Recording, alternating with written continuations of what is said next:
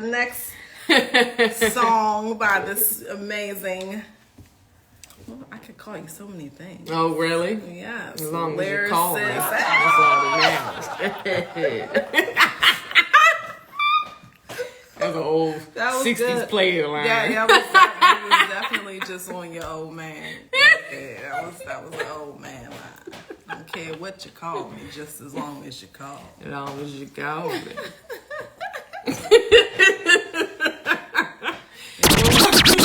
Couldn't be more deserving.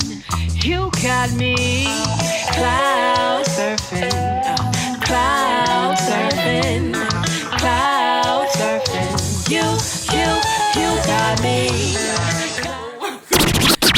Welcome back. Hey, y'all. To Love Hers 808.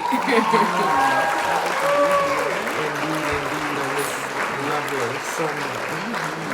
It's beautiful outside. It's a little brisk though. A little bit on the brisk side. A little brisk. But sure. we love when these trees turn colors. Uh-huh. It's gorgeous. Yes, it is really beautiful out. Mm-hmm. Yeah. We're supposed to be going to a wine festival today. Yes, yes. Making poor decisions. Get it? Poor. Never mind. That was corny. We like corny around here. We do like Come on, corny. let's fix our glass. Yes, the Linganore Reggae Wine Festival, the Fall Festival. It's always a good time. Exciting. I forgot it was a reggae festival. Yeah. Oh, bet. Yeah, right? So hopefully it's not too brisk out there. Yeah. I think it's gonna warm up by the time we get there, though. I think so, too. And we'll bundle up, I'm sure. Yeah. I'm sure it'll We be gotta bring fun. our bad picnic. Not picnic. I don't like to say picnic. Well, you know what that means. What does it mean? We're What's not picnickers around here. Okay. Okay. Yeah, we're not doing that. We're not doing that. But our copper squat basket. Papa Squat basket. We got our copper squat basket. Our blanket. Yes, our Right. picnic blanket. Not a picnic. Oh, a Papa Squat. It's the program. I know. You know, it's the program. It's you so know? easy to say. Yeah, yeah. Right. That and we're gonna bring some chairs too, just in case. Oh yeah, we got some chairs. Yeah. We always keep folded chairs in your trunk. You know what I'm saying? Yeah, you never know when you're gonna. You never know when you need them. We always use them. We just stop in the middle of the road and take them out, put them in the middle of the street. Really? I don't know if that would be the safe. No, not really. It's not very safe to do. Yeah. But usually when there's a park or water by or nearby, Yeah. we're lucky that we brought our chairs. Yeah. What are we talking about today, cutie? Oh no. You don't know. Look at you. Lost for words looking in my eyes. Because you're just so good to look at.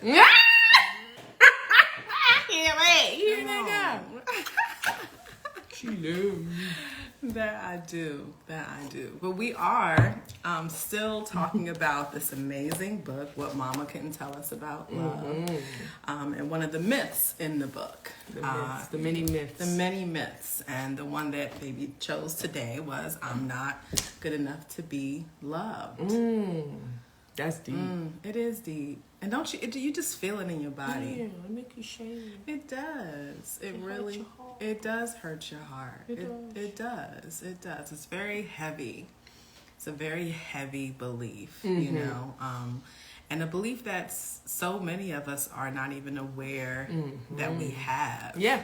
You know, and the awareness, well, how it shows up is in the choices we make in our relationships, who we choose to be in relationship with, the boundaries we set, how we honor ourselves, our values, and the ways in which we don't. You know, all of that is a reflection of whether or not we believe we're good enough to be loved. And It really is a reflection. it really is. It really is. People pleasing, self-sacrificing, you know, putting other Guilty. people, not guilty, growing, right?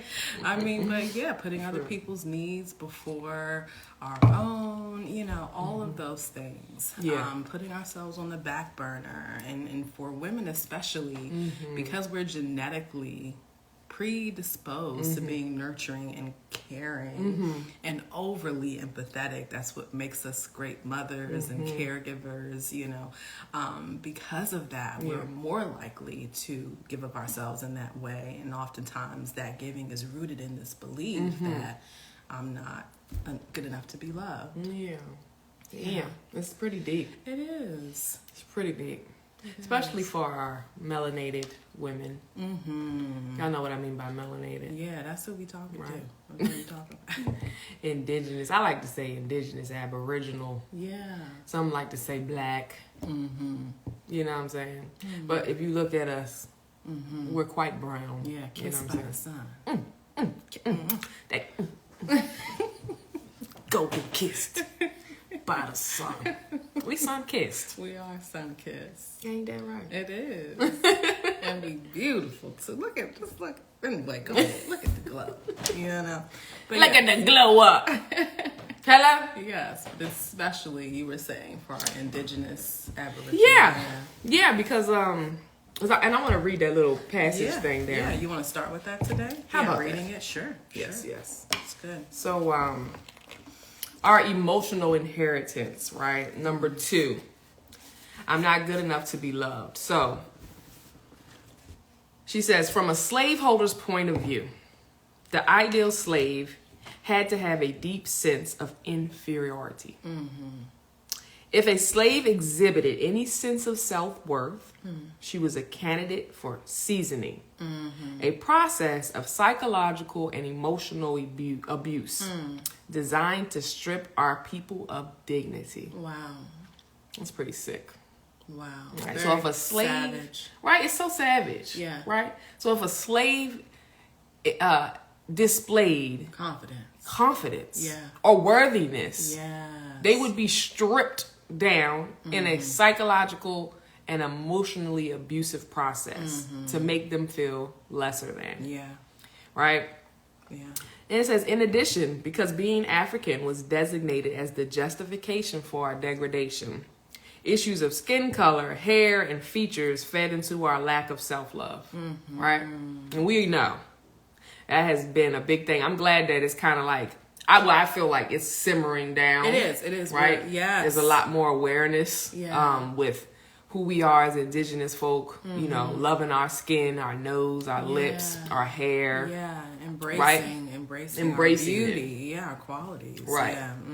But it wasn't that long ago when these issues were really big issues. Like, I mean, not long ago, I mean, like when my parents were growing up. You know what I'm saying? Right. There was issues of skin color. Sure. And like my grandmother has major issues.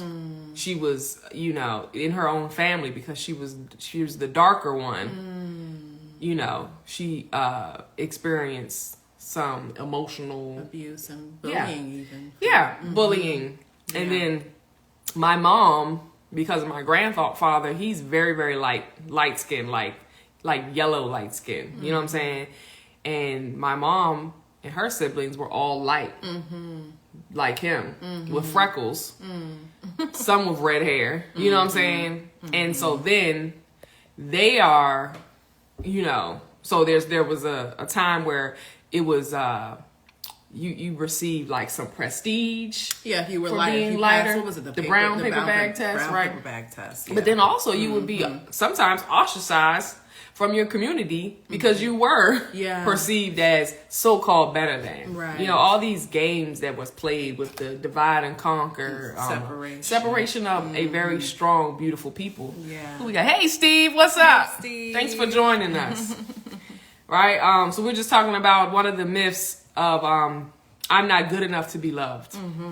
And some of the way that this was passed down through our DNA. Yeah. Right? So that's what I wanted to bring up, because some of these slave issues that we experienced as a people is passed down through the DNA. So it doesn't matter that I wasn't a part of the slave trade. Sure. Well, I'm talking about in this lifetime, right? Yeah. Because then we can get into whole past lifetimes and all of that, because I know I was there too. You know what I'm saying? So it's still passed through the DNA, sure. and it's For sure. passed in your mind memory bank. It's you know in what I'm our saying? energetic makeup. There you go. Yeah. Yeah. So then it says the feeling of not being good enough was reinforced during childhood in our homes and in larger society. The ongoing campaign by the media and entertainment industries continues to promote the idea of white skin being preferable to brown. Many of us remain conflicted about our hair, our skin, and our bodies, our very being. It is not surprising that it would be difficult for us to accept a lover and believe this person could love what we reject. Dang, that's powerful. To believe that this person could love what we reject. Yeah, what we deem unlovable. Yeah. Yeah. So that is like passed Yeah. through the DNA It is. And reinforced through media. Through media. and culture, Yeah. and Yeah. just misconceptions, Absolutely. programs that were picked up. Yeah. And so that's some deep inner work, It is. you know, to get to the point where you feel worthy. Absolutely. Right. Absolutely. And Yes. yeah. Yeah. And that inner work, you know, a big part of it is acknowledging the past. Acknowledging the past, just as, you know, this belief just highlighted for us. Yeah. The past and the impact it's had Yeah. on our present. You know, that's part of the work.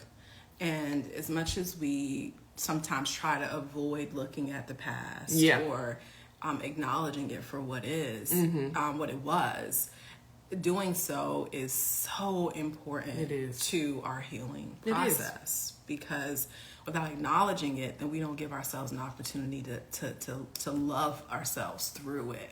Exactly. You know? Yeah. And, Yeah. yeah. And like you said, like just the awareness, right? A lot of times, just the awareness that occurred, and us coming to terms with that awareness, accepting it, Yeah. right, surrendering to it. A lot of times, that is enough. That is enough. You know what I'm saying? That is pretty important. half the battle, It is. if not more. It is. You know, It is. because that's the thing is like when we're not aware of certain things, then it's kind of like we're just blind. We're kind of like blinded. You know what I'm saying? Sure. And because like where do you like if you're not aware of something, how do you even begin To do the work. to fix it or to come up have a solution? You don't, because you don't even know that that's a problem. Right. You know what I'm saying? Right. So Right. just the very awareness of in becoming conscious of these things, the reflection of the past, and knowing like, because there's probably a lot of people who I don't think I ever thought of it in that way. Now I have, read, the Willie Lynch papers, you know what I'm saying? And that's pretty like, that's a lot. It's jarring. It's jarring, right? Yeah. And I understand that they're, how some of the historians are saying that Willie Lynch was never really a person. It was, and it's a myth.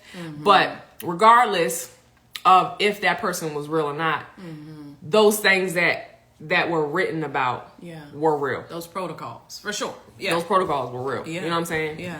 So, when reading that and becoming aware of that, that brought me to a certain level, but I don't think I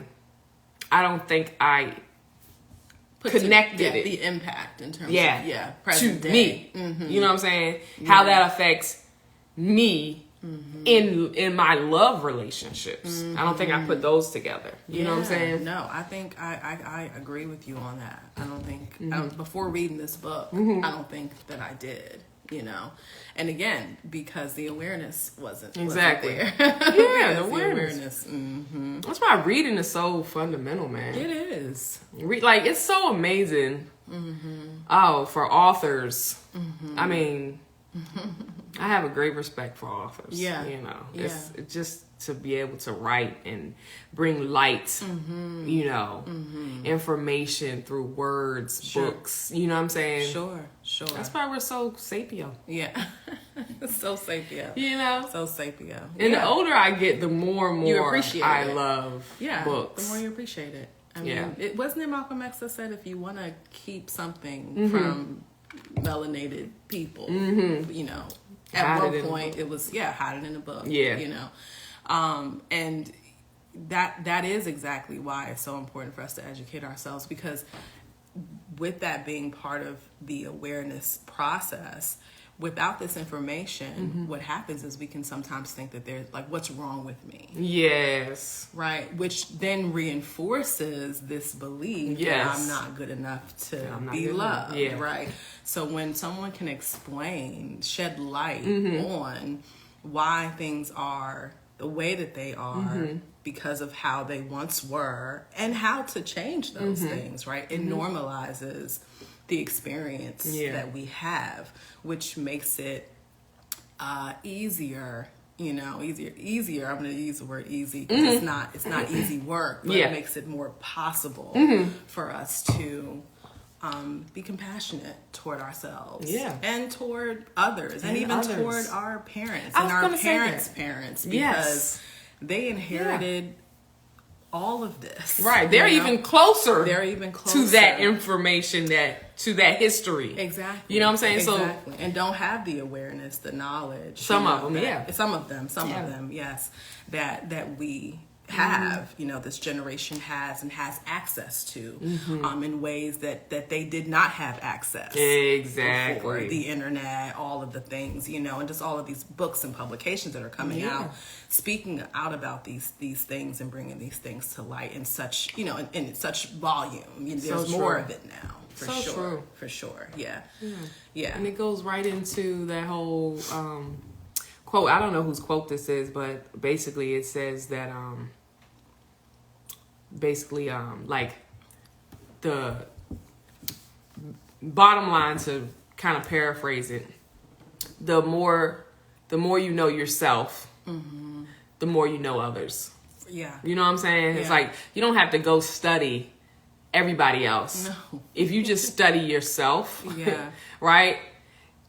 It allows you to understand others. For sure. Because me internalizing this information and understanding it from my perspective, like, oh wow, those Yeah. things click for me. So I can see how Right.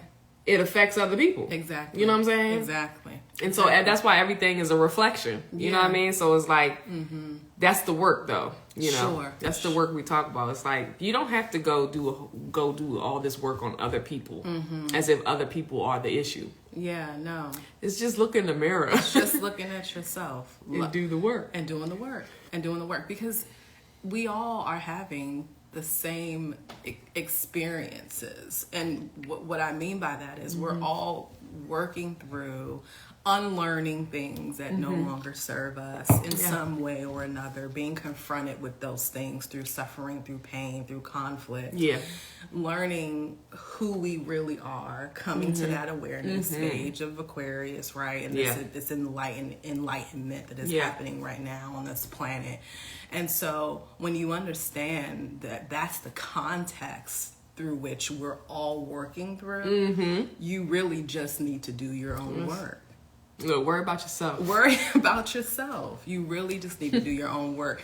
And what we know from consciousness research, baby and I love Dr. David Hawkins, one person who operates from a place of acceptance, that's a higher powerful vibration, calibration, has the potential to affect 70,000 people. Wow. I remember reading that. Oh, wow. So there's two of us. So we can There's affect 140,000. 140,000. That's good on the math, right? Right. And that's just from, now I'm saying just using that term loosely because this is no small thing, right? Right. From you doing the work because of what your individual contribution is or can be to the collective. To the collective. Right? Yeah. Yeah. Pretty deep, man. It is. Pretty deep. It is. Like, we are all in this together. Yeah. It's We're beautiful. all in this together. Together. I believe. I believe. Stop playing with me. I believe. That's my drink right there. What's that? 5? Is that 5 heartbeats? 5 heartbeats. Yeah. Yeah. No, it's really, and that's one of the main illusions that we are, the illusion, I would say, that we are challenged to evolve beyond in this lifetime, that we are separate. Yeah, we are separate. That we are separate from one another. Yeah. And that we are separate from God. The good old ego. The good old ego. What do you say? Edging God out. Yeah. Right? Yeah. I learned that Yeah, that's pretty the other cool. day. That's pretty Ego, cool. edging God out, right? And then God, greatness on display. G-O-D. Yeah. You know, so the ego always is trying to separate, right? And then what did you told me the other day too? So The ego thinks it's God. Yeah. It believes that That's it is deep. God. Yeah. That's deep. It is. It is.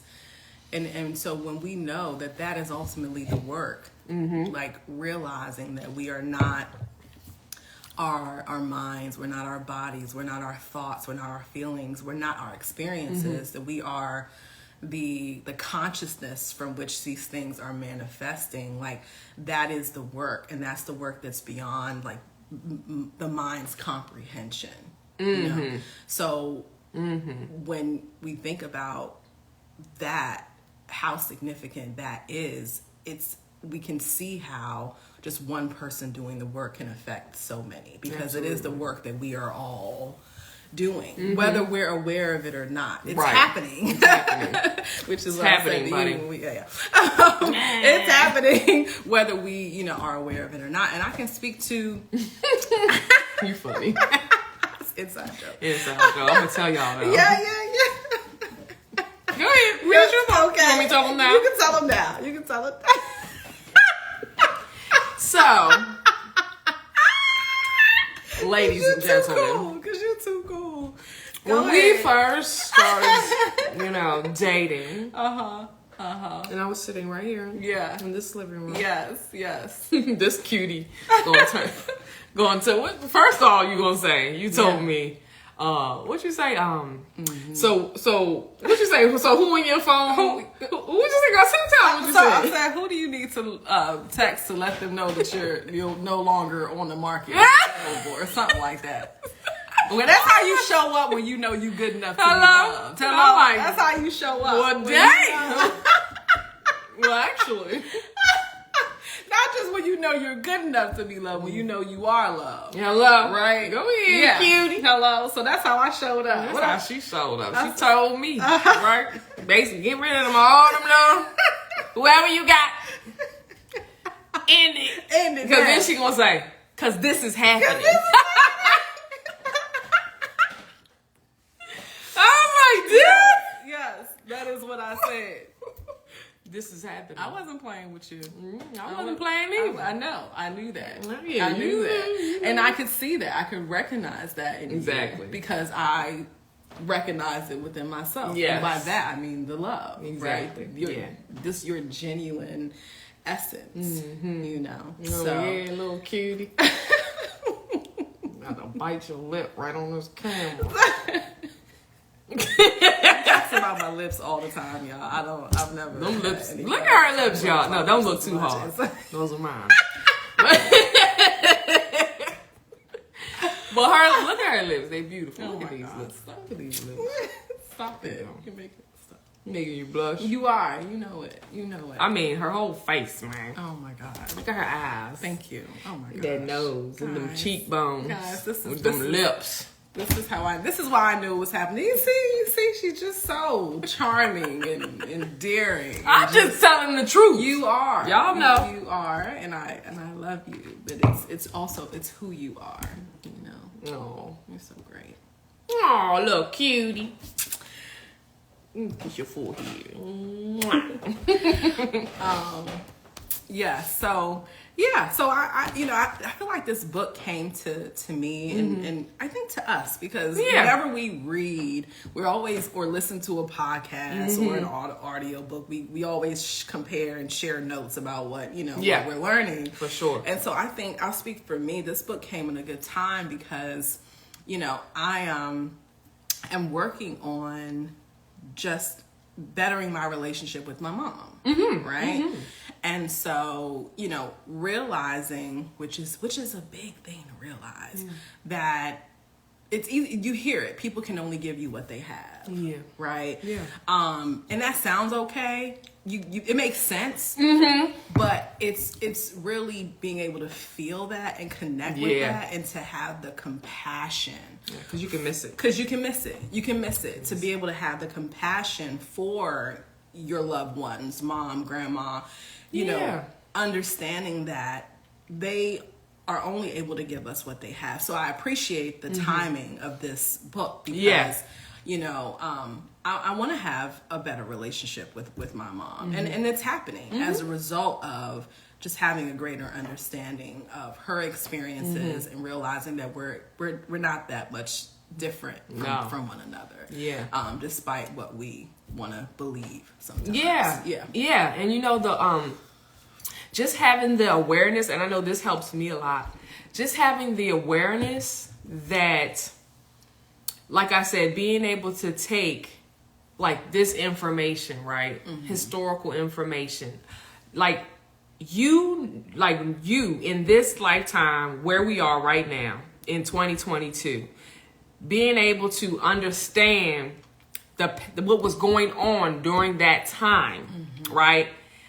And being aware enough to know that you cannot apply a lot of the things that are happening right now, today, presently in 2022, and try to apply the sense of those modern things to what was happening back then. Because sometimes you can read what was happening back then and be like, well, how did they let that happen? And kind of like a judgment type thing. But like, it wasn't like how it is right now. Like people weren't going to school. You weren't going to school with other folks that didn't look like you. Remember, that wasn't happening. You wasn't just getting on the bus and sitting in the front. That wasn't happening. Like, you know what I'm saying? Like, you wasn't just doing what you're doing right now, scrolling on social media, making money online. Like, these things were not happening. No. So sometimes people can get in like a judgment zone. Yes. But they're not really applying the context, right? And the same thing. So important. It's so important to know that. Like, imagine from a psychological perspective what your parents were going through, right?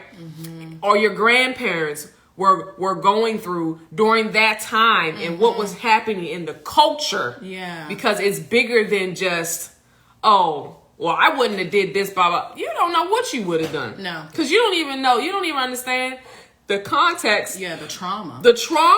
Yeah. You know what I'm saying? Imagine how close, because we know that trauma gets passed down in your DNA. It does, yeah. So imagine how close it was for your parents, the trauma that was passed to them from their parents. Yeah. It's closer to them than it is to me. Yeah. Right? Sure. Because I got a couple generations to go to get to me. And then my child has more generations of further away from it to get to it. So it's like peter out. Yeah, to peter out or whatever. You know what I'm saying? And so we got to keep that in context too. It's like, what mind frame was passed down? Yeah. What trauma, emotional, psychological trauma? Yeah. What kind of cultural trauma was being, like, what's going on there? Like, you know what I'm saying? And sometimes, a lot of times we, even with like certain cases, right?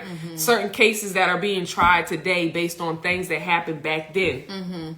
In the 60s, and we're applying modern law to things that happened in the 60s, and you got to look at the culture. What was the culture in the 60s compared to what's going on now? Like, even when I'm watching movies, like when me and baby, we're watching movies that I grew up on, like Nerds, right? There's a scene where he basically rapes her. Yeah. You know, it would be considered rape. Yeah. Because she was drugged up. Yeah. And he had sex with her. Yeah. But when we were watching that movie back as kids, we didn't think nothing of it. But now, watching it from a modern lens, we know that that's considered rape now. Yeah. But this was in a kid's movie. Right. Revenge of the Nerds. Right. And when I look at old movies from when I was growing up, there's so many references that could not be done today. Like references of like them saying the word faggot. Yeah. Back in the 80s, that was like normal. Right. You know what I'm saying? Right. You can't say that today in a movie. No. There's going to be a huge protest. Yeah. And that's evolution on display. You know what I'm saying? Yeah. So it's like sometimes just the awareness of knowing that you can apply modern concepts to things that happened in the past because it wasn't like that. Yeah. Even when it comes to especially when it comes to our relationships. Exactly. Yeah. Right? What our parents experienced, their relationships. Yeah. And what their focus was. Yeah, because what was the focus back then? Yeah, because the focus back then was survival. It was survival and making sure your basic needs were met in the form of shelter, roof over your head, food on the table, like at least that was my experience, and so and from the immigration standpoint. And from the immigration standpoint, yeah, my mother migrated here from Haiti when she was, I think, she was probably 14, 15 years old at the time. Imagine that. Yeah, so culture shock, right? What was that acculturation process like, right? And in some ways, we're still acculturating, right? Absolutely. To it, to being here, and so at the time, the focus was making sure you had a roof over your head and food on the table, right? Yeah. And that was what was the most important. Now, when that is the focus, oftentimes the emotional piece may not be there. It's not You don't there. even have time to deal with that. You don't have time to deal with that. And what we know is that when we're in survival mode, trying to make sure our basic needs are met, we don't have the bandwidth or the capacity to focus on those softer needs, those emotional needs, Yeah. And so I have that awareness now, but of course that doesn't change the impact that experiences had on me as a child and even into adulthood, you know. But having knowing the context and understanding it helps me not only see my mom from a human perspective, but also just normalizes it and helps me accept that that was just the context. It wasn't that anyone meant me any harm, that there was any ill intended. Everybody is always doing the best that they can, whether we believe they are or not. Right? And so there's something about knowing that really changes the way that we show up in our relationships. Now, it doesn't happen immediately, but over time, keeping that awareness in mind can be really beneficial, not just for the relationship we have with ourselves, which is first and foremost, and I would say primary, but also the relationship that we have with the people that we love. Absolutely. Yeah. And most importantly, yourself. Yeah. Exactly. Yeah. Exactly. Yeah. So beautiful. Beautifully said. Well, thank you. Thank you. Because it really matters. It does. It really matters, you know? And sometimes we want to blame because it's easier to blame because the ego is gratified in that blaming. Because that's the separation. And that's the separation. Edging God out. Edging God out. Yeah. This should have been different. I should not have had to deal with that. Well, that can't be the case because you did deal with it. Yeah. And the fact that you did is the evidence that was exactly what was needed at that time, right?